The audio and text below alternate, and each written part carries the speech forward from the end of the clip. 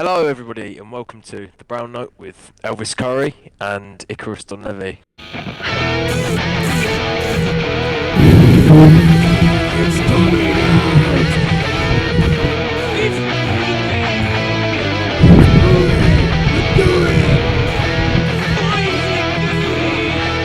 So fucking smelly!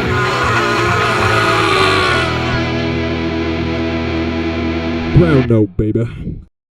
Today, here with us, we have the mighty Travis Dickens, a very good friend of ours, and Travis we're going to be interviewing him Dick about in his. hole. Dick in hole. Oh, hello I've got guys. dick in hole. Dick in hole. Thank you for having Dick in Hole. Dick in Hole. Dick in Thank hole. you for having me. Dick in hole. Dick in Hoi. what? Thank you so much for having me. I'm very happy to be here. It's going to be a beautiful little conversation we're going to have. He's our most enthusiastic guest. Our last guest was quite glum. We're not gonna. Oh, was it fucking Ralph? No, we're not gonna know names. We're not a slander. We're not a slander podcast. We're not a slander podcast. It was Maggie. Oh, it was definitely Ralph. But it wasn't. But yeah. How you doing, Travis? How's your day going? Oh, my day's going beautiful. I'm playing some Cookie Clicker. It's going pretty good. Doesn't cost much today because I'm tragically behind. Yeah. Oh yeah. I've been dragged from my bowl of pasta to record this episode. You delayed your bowl of pasta. Oh, side note, I stitched in my kill switch patch. Oh, really? It's looking good. Beautiful. Anyway, Oh, wicked. should we get straight into the questions? Yes, please. Yes, I think we should.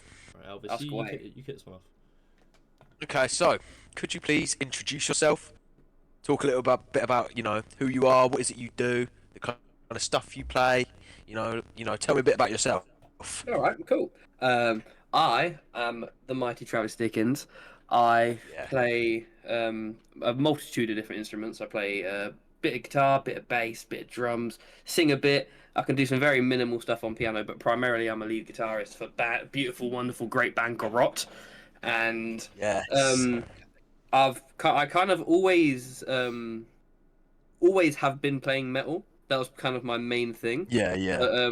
I've always made an effort to diversify myself, I guess, and like explore different genres and just try and consume a different type of sound wherever I can, because I think that's the best way to improve as a musician, is to learn different cultures, musical ideas, and things like that. Yeah, I get that. So, could you tell me a little bit more about Garrot? How did that kind of come about? What does it kind of consist of? Who's in there? Exactly what I was going to ask. Right. So, I'll tell you the story of Garrot. This is a very, very, very fun story. We, being me, Floyd, Sol, and a guy called Zach, we were in a band called Handlehead, and I was the drummer for Handlehead at the time, and that was just something I was experimenting with. I've never really played the drums for a band before, and I was like, something I really wanted to do, so we started doing it. And Zach was, let's just say, he was not the most competent in terms of musicality, and he kind of would do his own thing, not really let people know anything about it, and kind of make last minute changes to gigs where we had plans, and it's really important to plan a gig. And so that all of our kind of subtle disagreements, which we had ever so often, all kind of came to the head at the last year's Roadmender gig. And at last year's Roadmender gig, Zach basically told us that he was coming on stage with a guitar and playing the song on guitar with us, even though we hadn't rehearsed it, whether we liked it or not, because he was just going to do it. And so from at that point on, I kind of corralled everybody into a disabled toilet and said, right, we need to make a decision and either kick Zach out, or I'm leaving and going to a different band because I cannot handle this anymore. Where all great decisions are made in a disabled toilet. Yes, exactly.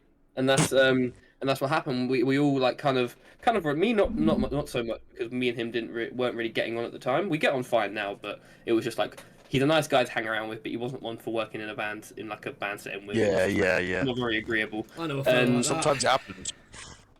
Yeah, and so what ended up happening was, on that same day after I had that conversation with everybody, I approached Icarus and was like, right, I want you. You are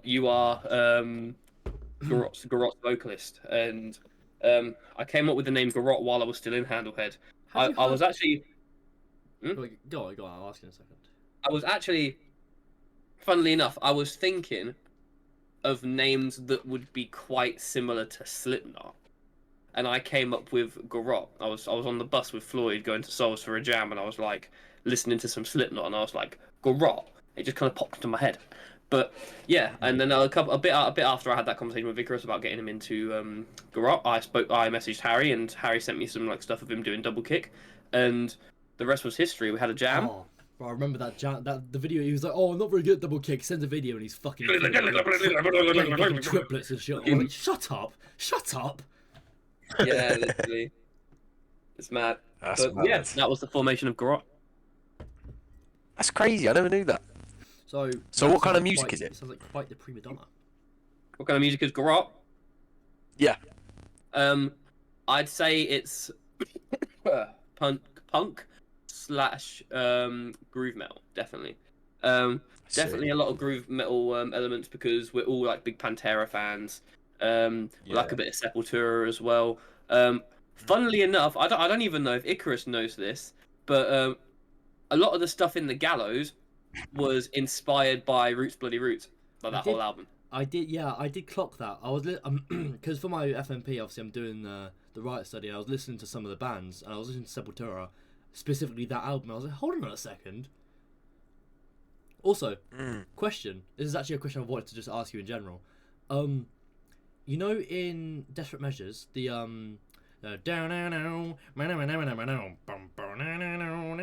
that bit, right? Yeah. Is that inspired by Wherever I May Roam by Metallica? No, it's not, but I know exactly what you mean. There's a part in that song that sounds identical. Ours is better, obviously, but Obviously, yeah, Metallica crap. because our drummer isn't fucking terrible. In Lars. But yeah. Yeah, because every time I hear that song, I'm like, hold on, this sounds like one of ours.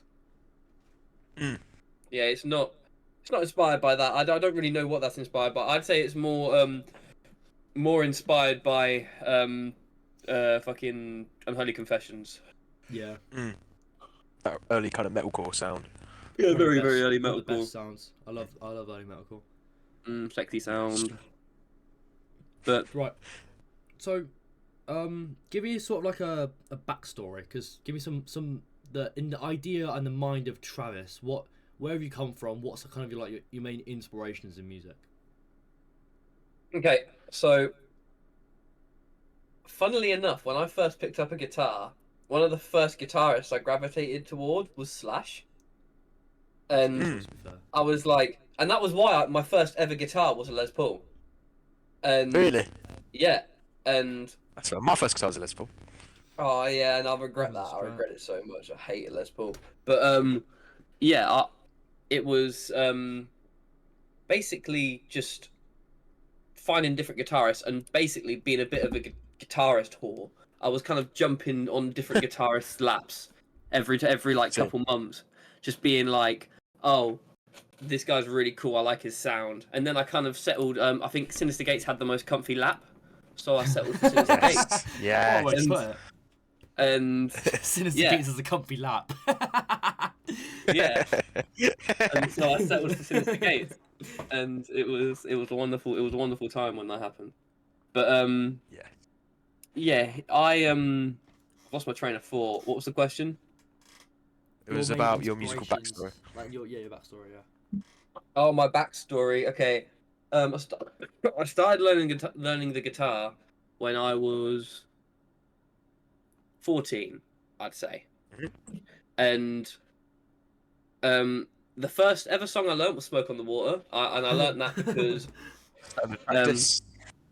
yeah, and my music teacher, I'd say my first music teacher was the reason why I still do music. He was just such a fucking nice guy. He was a wonderful Really? guy. Yeah, he he wouldn't like care about how it sounded or anything. He would just be like, "Well done, you've learned that. You did that on your own." And I was like, "Oh my god, I did." And Yeah. then I kind of like I kind of just loved. And I liked exploring different instruments. That was one of the first few things I did. Like I played guitar for a couple of weeks, and I instantly started playing bass, and Mm. just kind of, Go on. what were you gonna say? Sorry, I keep Oh, interrupting. yeah. I just kind of swapped between instruments. But yeah, that's basically yeah. it. I don't really have much of a story. I mean, about the That's pretty music, about the music teacher thing, I feel like music teachers are kind of subjective because my drum teacher when before I broke my ankle, he was nice, but like he would take the piss when I'd fuck up. Would yours ever like do that as well? Or was it literally just constant praise? It wasn't particularly always constant praise. It was whenever whenever I did something right, he'd be like, "Well done." Whenever I did something wrong, he'd correct it and say like, "This is what you're doing wrong." Show you where to And fix it. Yeah. yeah, but he wouldn't straight up just be like, "Oh, you're a melt," you know. Yeah. Is it like I'd fuck up and he'd go, "Oh no, not like that. Oh, cool, blimey." Like literally like exactly like that. Really? Obviously taking the Like, piss. he's- Like he was taking the piss, and obviously if he'd see that he'd upset me, which he never did because I always knew he was joking, he'd stop. But it's just like to be like play around. I feel like I've like music teachers are kind of weird because they're really because the bond between music and people is like not like, there's nothing else like it. So to have a good bond with your music teacher is everything because they're the person that's teaching you this, like to not sound cringy, like this communication device of your soul. Exactly. That's why I rate Lyndon so highly. You know, Lyndon, if you're hearing love this, you're an Lyndon. absolute legend, Yeah, and I rate you very highly. I hope you you're know the that. guy. You're the guy. But yeah, and Guy, you're a legend as well. I must Yeah, I was say gonna that. say you're not. I mean, Lyndon, you're not the guy. Guy is the guy, but you're the dude. You're the dude. Dishing out all the love. No, yeah, Guy is Guy, but Lyndon is dude. You know, Yeah, Lyndon's a dude. Yeah, he drives a Triumph. Lyndon is the Lyndon dude. is a dude. Who would win in a But- fight? Lyndon, So- Lyndon or Guy? Who do you reckon? Who would We've win had a, this conversation about 10 times. I don't know what, on if the I have a chance, though. podcast? Is this a question Yeah. for the podcast? No. I'm just like in No, general, but it can be. who do you reckon Yeah, would let's win? Okay. I'm gonna say that it's this. I feel like Guy's got that like ferocious strength, but Lyndon's got that like jazz like skill strength. You know, the technical. He's got the technical strength, but I was- Guy's got like the crazy strength. I always feel like Guy would pop one of those mantis stances going wah, like and just like start fucking throwing high kicks and shit and like pulling funny Doing faces. Tai Chi and whatnot. Well, it's like when I was playing Assassin's Creed Shadows the other day, and I was fighting that like drunken master. He Yeah. drank a, Oh, yeah, he yeah. drank a jug of sake and then just started swinging. And I reckon Lyndon's like he walks up. You know Johnny Cage from Mortal Kombat.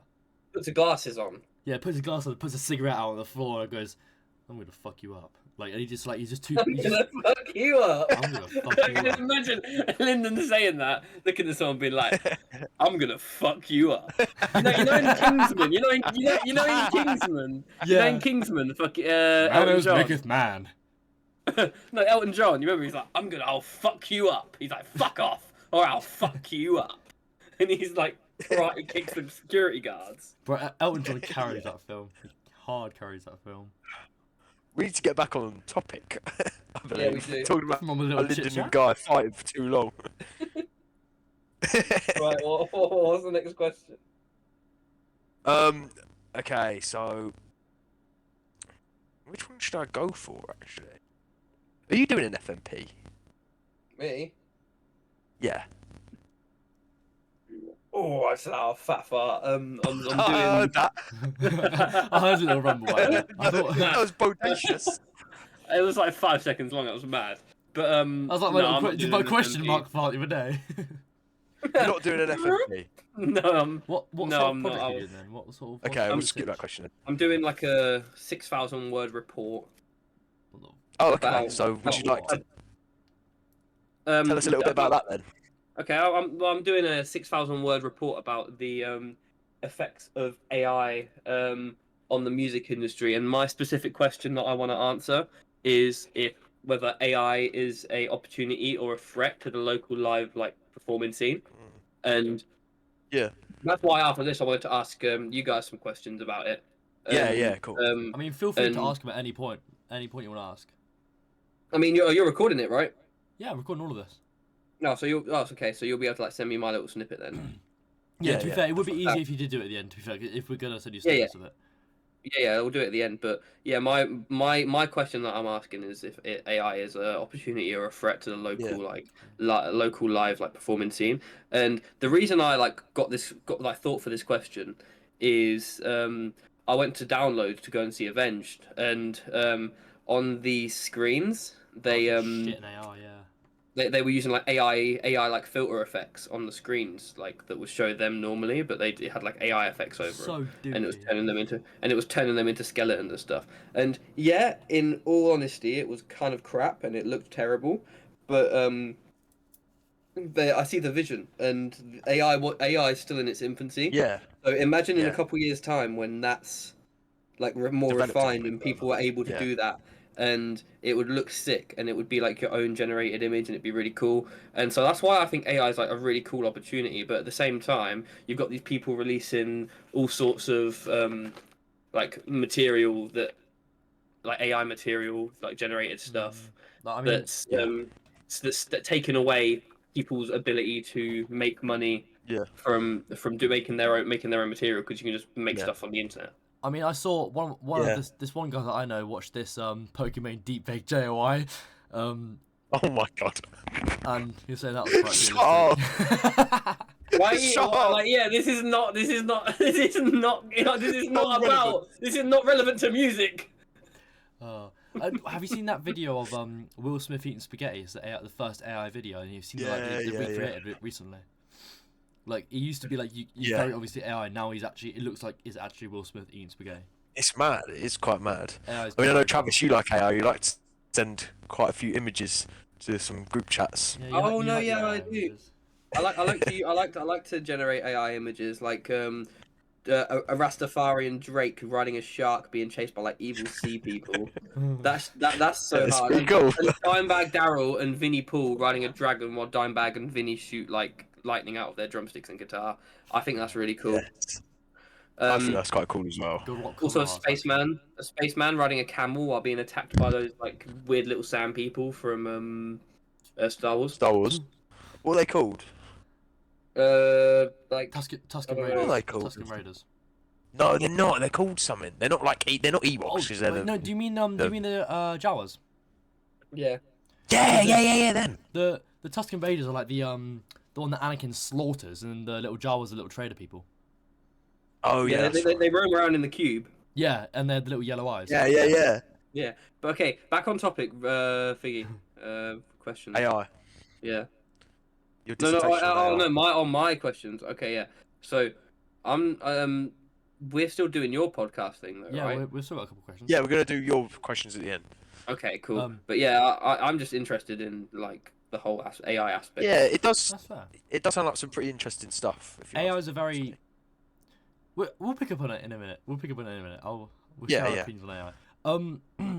I wanna bring us back to what you were saying about Sinister Gates and all of that kind of stuff. What is it What, about him having a comfy lap? him having a comfy lap? Yeah. What is it about that really like pulls you in? What was like the thing like that you saw like from him or from any guitarist that you like, and you go, holy shit, these guys are good. Like, I want to listen to these guys for the rest of my life or for the foreseeable future. Yeah. The first thing that actually captivated me to Sinister Gates and Avenged Sevenfold as a whole was the Origins Black Ops 2 Zombies trailer. Oh yeah. With Shepherd of Fire playing that, and that was my first, Yeah. that was before I even played guitar. That was my first exposure to Avenged, and I listened to it and I was like, that is so cool. And I didn't realize who they were at the time, at the time, but listening back to some more Avenged and like listening to them like when I found guitar and like actually properly started getting into it, I was just listening to I think it was Beast and the Harlot, Oh, gee. Yeah. and I was just getting into them. I was like, these people are crazy, but I recognize this guy's voice from somewhere, and I don't know where. I can't really place like where. And so I did a bit more looking. And I looked at the Origins, like Black Ops trailer, because I was like, he sounds quite similar. And I was like, oh my god, it's him. And I was like, let's go, this is crazy, and listened to like all sorts of Avenged, fell in love with Avenged, and so yeah, Black Ops Zombies was my first exposure I mean- to metal. I feel like that was a lot of people's exposure to Avenged because that was like Yeah. I feel like Hail to the King is an album that was like when they really hit the mainstream because it's a very generic rock album. No, I'm not saying it's a bad album. It's a very good album, but It's pretty cool. it's I don't think it's that bad. I think Coming Home.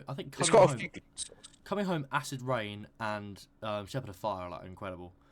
Heretics. Yeah, really yeah. good as well. Heretic's good, yeah. But I feel like it's interesting that you said that Beast in the Harlot was one of your first ones as well, because I don't really hear that often when I ask people that question. Like, that's normally like one of the newer ones people get introduced to, because I feel like that's not really. It's more of the subjective ones. It's not one of the ones that people just hear instantly and be like, oh, I love this. Like, for me, for example, I Really? hated it when I first heard it. I fucking despised it. Now I love it. Really? Yeah, bro, Okay. I couldn't stand it. Okay, so here's the thing with that. The thing with that is, I, when I was around 14 or 15, when I first started getting into like Avenged properly, I was broke as shit. Couldn't even get Spotify Premium. Couldn't get anything like that, and so I was listening on YouTube. I would literally just sit there and watch the YouTube with the music videos and stuff like that. And on the very top music video for Avenged is Backcountry. Mm. And Oh, it's yeah, I obviously- love When that. the I revs love swatting that. the bats away, yeah. Yeah, and so obviously, I'd click on Backcountry and listen to Backcountry, think, oh my god, that's amazing, and then the song right next to that is Beast in the Harlot. So Yeah. What would you But yeah. say your song that sold you on Avenged was? Oh, 1 minute. You farting again? Yeah, bro. But the song that sold me for Avenged. That song, the one that you just heard and just, for me it was Backcountry, specifically the solo. I know for Icarus it was Dancing Dead, was it? It was indeed Dancing Dead. Mm. I So what was think yours? I What was the think one? I think it might be the Wicked End. Oh, that was my Really? second. That would be my second pick. Oh, I so- remember. I remember the first, primarily because I still remember the first time I listened to that. First time I listened to the solo, I didn't even know what a stank face was at the time, and I was like, Bro, do you in the remember? dirtiest stank face. Do you remember? I think we were either sat on Goose Island or we were sat in Piss Alley, and you showed me we were sat in Piss Alley. You showed me the Wicked End and Dancing Dead, and I heard the Wicked End, and I hadn't heard vocals like that before. And that was the very night I just fell in love with M Shadows' voice. I was like, holy fuck, I need to listen to more of this guy and this band. They're incredible. I reckon them Shadows got a pretty comfy laugh as well. Oh yeah, 1,000,000%. But yeah, next question. Yeah, go on, Elvis, you take this one. What are your plans for the future? Well, my plans for the future, for right now, it changed because last year it was when I was in Handlehead, I wanted to like kind of fuck off and go elsewhere and make my living to being a session musician on a cruise ship. Oh, And good money. Now. there's very good money in it, and I was on board with the idea primarily because I like that. That was good. That was well- clever. You're on What? board with the idea. I didn't even notice. But I was definitely wanting to do it because all expenses paid, free holiday sounds absolutely splendid. But Yeah. my plans have changed now because of Garot. I wanna Yeah. stay and do Garot because Garot is love, Garot is Yeah. life. Well, every time I speak to you, you're so like consumed by it. I think that's something really special. It shows you're really kind of putting in the time, putting in the Would you say? dedicated to your craft. If Garot was a person, I'd kiss it. What? Would you Yeah. say, that's a good way to put it. Would you say that wanting to be that session musician, it's still an option, or has that ship already sailed? Yeah, Has it gone overboard, Travis? Oh. Yeah. I think I don't think the ship has sailed just yet. I think the ship's definitely in the the port harbour. still. Yeah. Yeah, it's Yeah. definitely still in port. On the back But- burner, it's just there.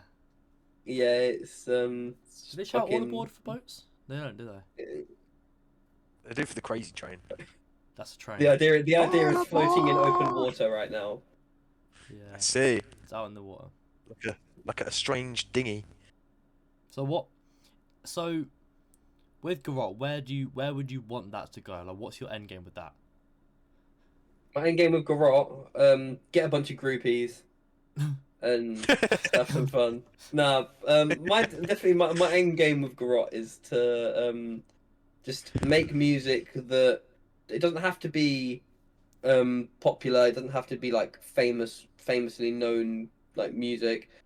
I just want to make music that people can relate to, people can enjoy, people can listen to. I would be fine if I didn't make any money from it. Like Yeah. I just want to make people smile with music. That's it. Very good word. Yeah. It's a good aspiration. Harry said something very similar when I asked him that question. Oh, also groupies. Yeah, Also groupies. Okay. Yeah. but Okay. I'm not personally Next one question. for groupies. You don't know where they've been.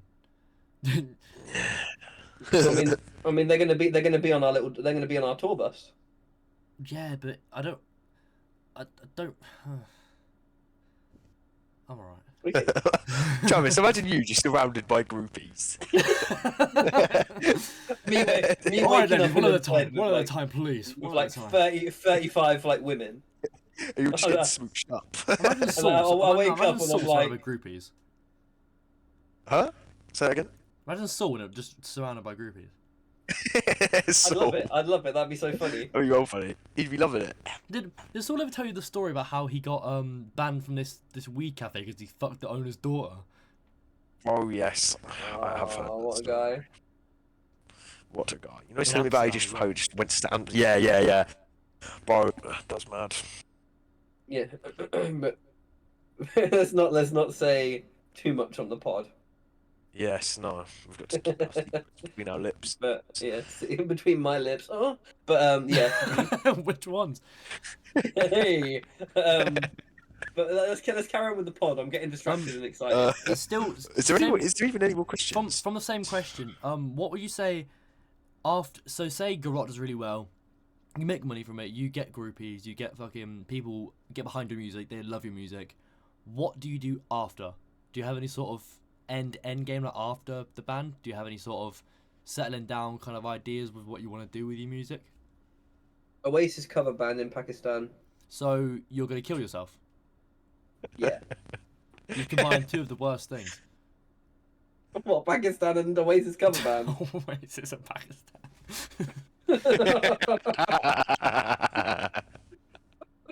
Two of the worst things. It's like a fucking hydrogen bomb. Hydrogen bomber's newborn baby.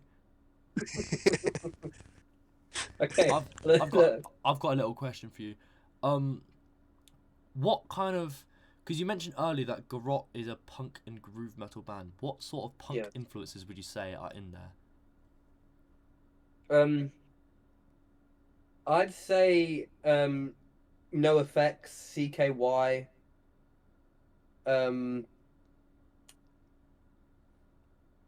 Probably like definitely like classic punk like Agent Orange, because Breakout is very like Agent Orangey, I guess.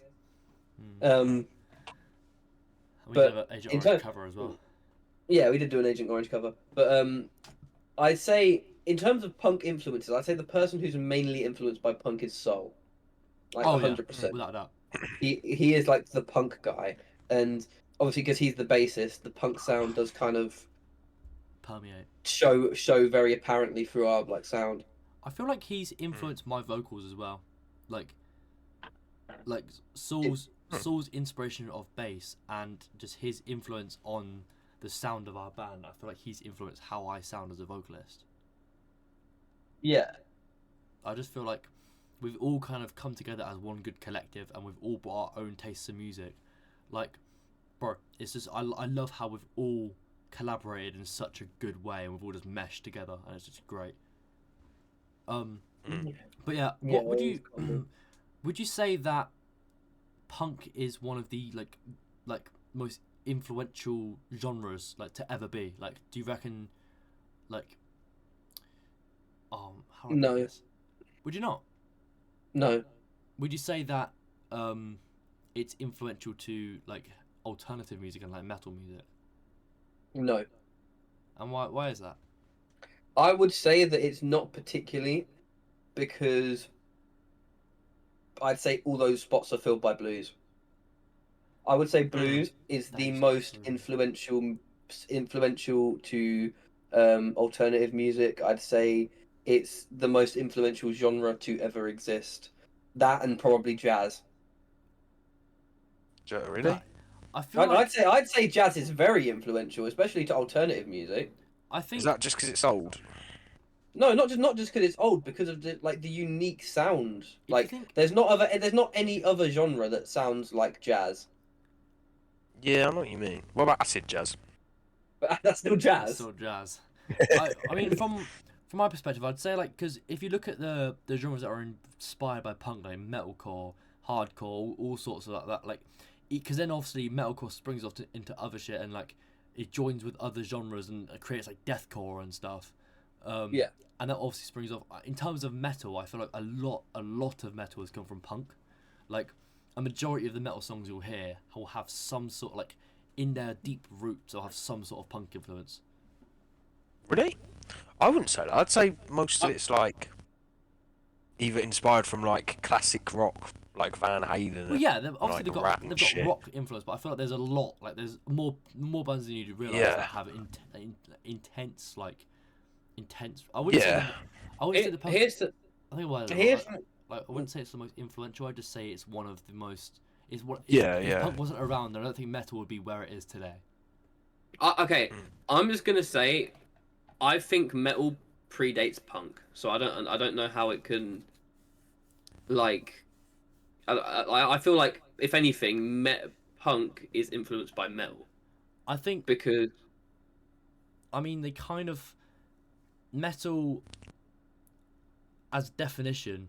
The first metal album was Sabbath, like Black Sabbath, like that. Like when they proper started coming into the frame, that was kind of the first. People were calling that as the first metal album. But obviously you've got shit like early stuff. Like even there's people saying like that the Who and like and Like Beethoven. and even like the Beatles have like a couple like metal songs that they class as like classic metal. So you can say that about kind of any genre. I think they've kind of bounced off each other and they've combined to make projects like nu metal and like metalcore and stuff like that. I feel like we wouldn't have as much modern metal today if it weren't for the combination of punk and like rock. yeah, I see what you mean. I I don't know though. I feel like because when you say like Black Sabbath were like the first kind of metal, what was first like kind of metal album, I'd say listen to Blue Cheer Blue Cheer. because Blue Cheer, they in the late '60s they released a lot of like very heavy stuff. Like some of it is kind of sounds like a bit like surf rock cross grunge, and it's kind of like it's very weird sounding. It's like stone But metal it- kind of vibe. Yeah, and in that case, and that's like 67 between like 67 and 70 before Black Sabbath were even like a thing. Yeah. And yeah, I think that metal, yeah, they kind of like they bounce off each other perfectly, those two genres. And Go on. That's right. Go on. no, I think the reason they bounce off each other so perfectly is because they use very similar kinds of scales and very similar kinds of like harmonic like chord progressions and things like that, and that's purely down to the fact that they just sound so well, like that, like they just sound so good. Sorry, like those chord progressions and things, they sound so aesthetically pleasing. Also, sorry to change subject quickly, but Elvis, what do you want for your birthday? Because I completely got to get you something. So I do not want anything. You really don't. That's just some bullshit, bro. I'm gonna get you some. I'm gonna get you like. I'm gonna get you some lovely cigarettes or something. Just put your love goo in a jar and send it to him. Bro, I'll do more than that. That's I'll put it. I'll just like hide under his bed and wait for him to go to sleep, and then I'll just like kiss Oh. him. They start tickling me. Start tickling you. This question technically links with my FMP. Alright. 1 second. Have you seen Mario Duplantier's new drum solo? I have not. Mario Duplantier of Gojira. I have not. It is incredible. Which leads into my next question. What are your opinions on groove metal? Where do you stand with bands? And also, I have a little follow-up question after, which is a debate kind of question. Where do you stand on like bands like Pantera, Sepultura, Gojira kind of stuff? Give me 5 bands that you would define as groove metal, and I will kind of answer based on that. Because groove metal is kind of broad. There's a very very broad kind of genre. It's like because there's like the groove metal that's straight fall to the floor, but then there's like the groove metal that kind of has like a reggae groove. Yeah. They got reggae influence. Yeah, I'll give you 5. Then I'll give my little debate one that is up for debate if it's groove metal or if it's. So obviously Pantera, Sepultura, Gojira, Lamb of God. They're like kind of southern. Yeah. Yeah. Well groovy. Ginger. Who else? Ginger. Yeah, they're very reggae. Ginger are cool as fuck. Soulfly, Okay. they're also sort of on the reggae side as well, and also the Damage Plan, obviously because Dime, obviously that's not just the reason, but it's also a similar vibe. And Dime and Vinny, they were both both what made that groove. Was he? Was Vinny in Yeah. Damage Plan? Yeah. No. Vinny was in every music project we've done. The up to debate one is Black Label Society. And Harry doesn't think they're groove metal, but if you listen to their stuff, it's very groove metal esque. Like if you hear stuff from from Pantera, you hear stuff from obviously not so much Gojira, but you especially in the drums and just in all how it works, it's a lot more heavy rock influence. But I feel like there is some groove metal elements in there. What about Trivium? Trivium is Greatest band of all time. Trivium is incredible, but it's metalcore. Yeah, I know. Oh, I know. Crowbar are pretty damn cool. They're not groove metal though. They're I've been trying to get Harry on Crowbar recently. He's not taking to it. I really fuck with them. They're like doom metal because he's been listening to more doom metal recently. Yeah. He's been listening to like Electric Wizard. I'm like, bro, if you like that, No, you'll I can tell you've been listening to more doom metal recently. Some of the riffs he's been coming out with. Yeah, bro. But I've been trying to get into Crowbar. I'm like, he's just not taking to it. But yeah, what was your debate question? Would you say that Black Label comes under the groove metal category? Yes. Purely because the definition of groove is like the rhythmic flow of a piece, I guess. Like I guess like the way that the bass and the drums and the guitars, like the way they kind of like play with each other, I guess. Like the way they're don't laugh, you little especially like rhythmic like bass drums. Like those two are what define groove. And obviously the way that Zakk Wylde plays his guitar is so pronounced. It is so like out there, and it's so there. He's got a groove. So I'd say that they're, I know this isn't really necessarily a genre, but like biker metal and also groove metal. Biker metal. Yeah. Like you know, Motorhead and like Avenged Sevenfold when they wore the leather. And let me read you the a bit of the Spotify description of it. I was trying to think of what it says. Black Label Society band leader Zakk Wylde wields his guitar like a Viking weapon, bashing out thick riffage and squeezing out expressive squeals as if the glory of his berserker brotherhood depends upon every single note, which of course it does. Wait, what's his definition? What? It's the like official Spotify like description of the band. Oh, obviously, as someone who's met Zach like twice.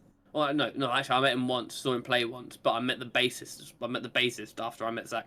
But yeah, as someone who's met him, he is very nice guy, and I can comfortably say that if he was a musical term, he would be groove. He's a very groovy dude. Not even Really? because he's groovy, just because he's just that cool. But He's pretty cool, isn't he? yeah, I forgot to talk about your groove metal people. Yeah.